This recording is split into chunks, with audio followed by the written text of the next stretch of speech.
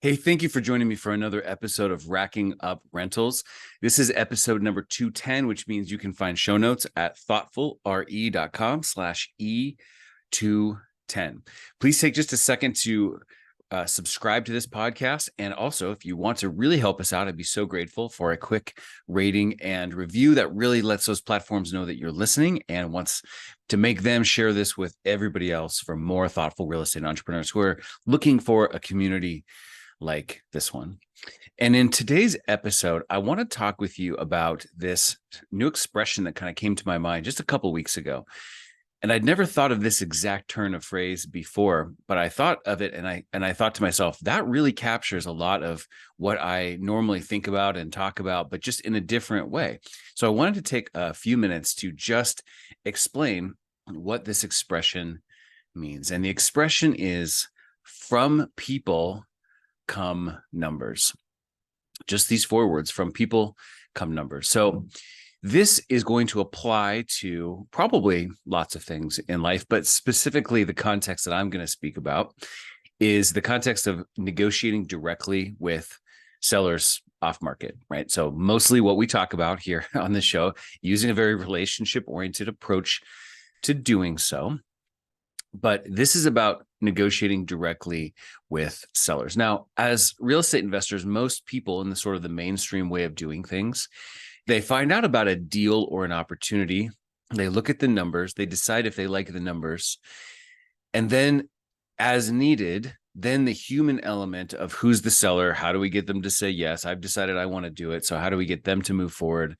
How do we get them to agree to something that we feel good about?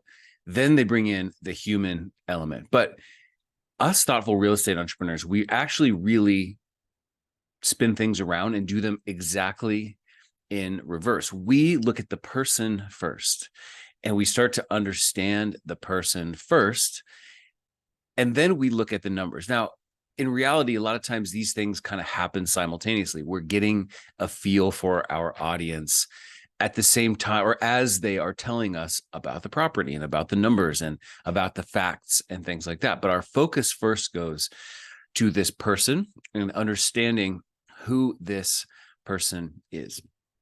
So I want to make a simple, but I think important definition here for us to work with. People are like context, and numbers are like content. And content that is lacking a context is always less useful than content that is inside a context, because without a context, we don't have a reference point. We don't know how to weigh or even understand or understand how the numbers relate to other things, because it's just sort of information that's kind of floating in space, but without being anchored to a context. The numbers are the content, and the numbers and that content are very, very important. But we can't just look at the numbers and the content without understanding the context in which they live. So I like to think of it like context is like a vessel. Picture like a vase or a jar or something like that. The context provides the space where the content will go. And so once we understand the context, meaning the people, now the numbers can kind of go into that jar of context. And now we understand them better. They are numbers that are contextualized, you might say. Content and context are so important to both follow, but also to distinguish between and understand that we need both. And there are so many real estate investors who are willing to try to proceed with a deal knowing only the content, the numbers, but having no clue about the context. So why is that a problem, right? I mean, if somebody's buying a listed property, for instance, and they don't have any idea about the context because they have no access to the people, why is that a problem? Can't you still buy real estate like that? And the answer is yes, you could still buy real estate like that, but you will never know if this deal could have been different or any better than it was, because we didn't understand the context that those numbers lived in. So let me give you kind of a simple example. Let's say that you come across a deal. Maybe you just see a Facebook post where a seller or a wholesaler has posted something and says, I have a house at this address for $250,000. The seller will be involved in the financing. It's a seller financing thing, owner carry, as they might say. Seller needs $50,000 down and 6% interest for a 5-year term. So it's really tempting to just look at that and say, well, okay, let me just look at these numbers and see if I like these numbers. And if I do, then I'll move forward. And if I don't, then I won't. But we are only looking at content. In this case, we are not looking at all at context. What is the context in this particular example? Well, it could be any number of things. I mean, literally infinite different things. But let's look at some of the examples maybe of different types of context that, if we knew these things, would shape how we would navigate the conversation and the negotiation with that seller. So here's some context items. Was this property a rental for the last 20 years? Or was this property the house that they just raised their kids in and are moving out of now? How is that context helpful? Well, it's helpful first to probably have some idea of how they feel about this property, what it actually means to them, how they might feel about who they hand it off to, and wondering about the future of this particular property.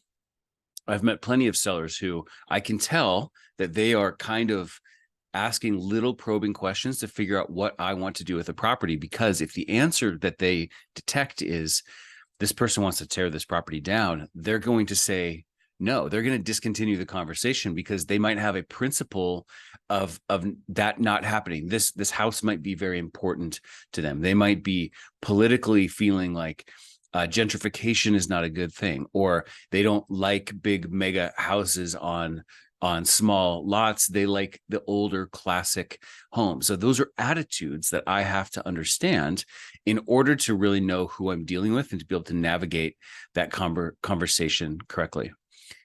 This set of information, this content says seller wants $50,000 down. So on a $250,000 purchase price, right? That's 20%. Seller wants 20%. Well, is that the seller wants 20% because does the seller want 20% or does the seller want $50,000, right? If the seller wants $50,000, it might be that the seller has something to do specifically with $50,000. Maybe they have $20,000 of credit card debt they want to pay off and a $30,000 car loan that they want to pay off. Or maybe they have something new that they want to do or buy with $50,000. But if the down payment is expressed as a percentage, perhaps the context suggests that this is a matter of principle to them, that this is a matter of it. If somebody makes a loan, there needs to be 20% down because that's what my grandfather taught me is safe financial practice. But that person is very, very different than the one who says, I need $50,000 down, which happens to be 20% because I want to do this very specific thing with it. And if it's not either of those things, then there's more room for us to massage the deal and to negotiate. And if the reason is, Grandpa told me to get 20% down because that means the buyer has got skin in the game and you don't have to worry as much about the loan going bad. Maybe there are different ways you can get that seller comfortable with who you are as a borrower that decreases the real issue, which is their level of concern about needing to foreclose on a property. So maybe now a whole stack of references and some financial information and a list of the other properties you own, maybe that gives the seller the confidence they need so that they don't feel they need the 20% down. But you'd never know that without the context of the person you're talking to. When you go to meet with the seller, are you meeting with them at a house that is a $200,000 house, or are you meeting with them at a house that is a $2 million house? Very simple context, very, very different person that you're talking to either way. It would shade and inform and illuminate the numbers in a completely different light by understanding that context. Other things similarly too. What type of car? How new is the car that's in the driveway? And all of those bits of context help you understand who you're dealing with and see the numbers in a different way, the content in a different way. The person you're talking to, are they expressing attitudes and signs that they are a bleeding heart landlord who believes that it's just getting way too hard for tenants to be able to afford rent in your city these days? Or are you talking to just more of a hard-nosed capitalist, survival of the fittest type of person? Well, those two people are very, very different. So as you navigate the conversation, even about what it's like to relate to each other as landlords, you need to understand that, because it sheds light on the numbers and everything else as well. Do they like the current government that's out there, or do they not like the current government that's out there? Well, why in the world would that matter, you might say? Well, someone who's owned a rental property for 20 years is going to be paying capital gains tax unless they're going to do an exchange or do something to defer that capital gains tax. And a lot of their decision about whether they just pay the tax or defer the tax could possibly have something to do with how they feel about the administration they would be funding with those tax dollars.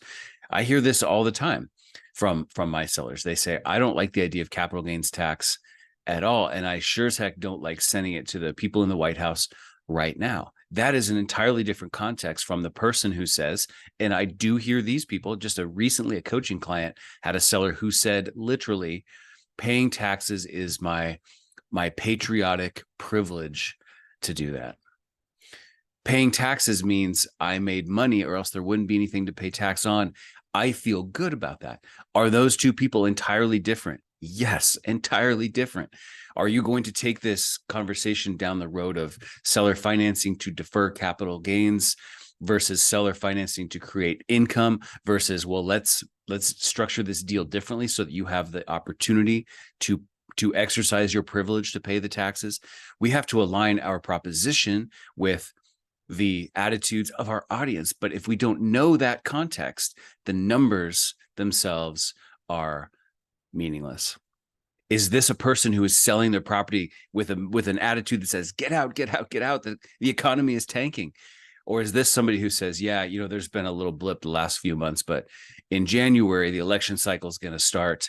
It's going to be a new year. The Fed's going to make some different decisions and interest rates are going to go way down.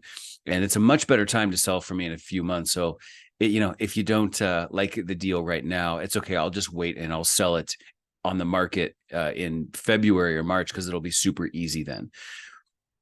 We're not here to say whether they are right or they're wrong, but we are absolutely here to understand their attitudes. That is the context of the person. The person is the vessel, the context in which the numbers go, but the numbers without the context are just random numbers that we can't possibly understand fully. We can't possibly understand where the opportunities are. With the right context and the right understanding, you might easily be able to get that 20% down payment down to 10. You might easily be able to play with the price. You might easily be able to negotiate lots and lots of other little things into your deal that could be extremely valuable, such as the supercharged seller financing terms that you've heard me talk about sometimes as well, that are just absolute game changers. You've probably heard me talk before about the difference between insight and information. Well, you probably are seeing right now, information is content. Insight is context. And we have to have the insight so that there's any contextualization of the numbers, the information that we see themselves. So, my friends, numbers without context are meaningless, and we will miss opportunities to refine and improve our deals because we have no idea who the person is that we're dealing with and the context in which those numbers live. Know your audience.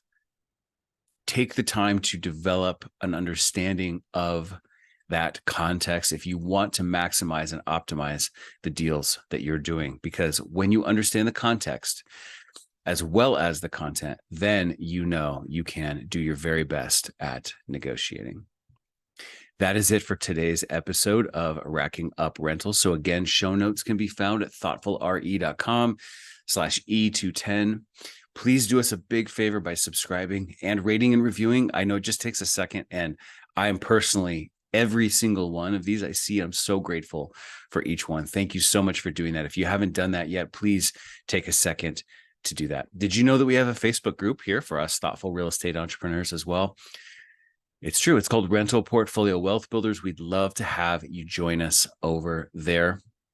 You can just type group.thoughtfulre.com into your browser, and the magic of the internet will take you right there, or search Rental Portfolio Wealth Builders in Facebook.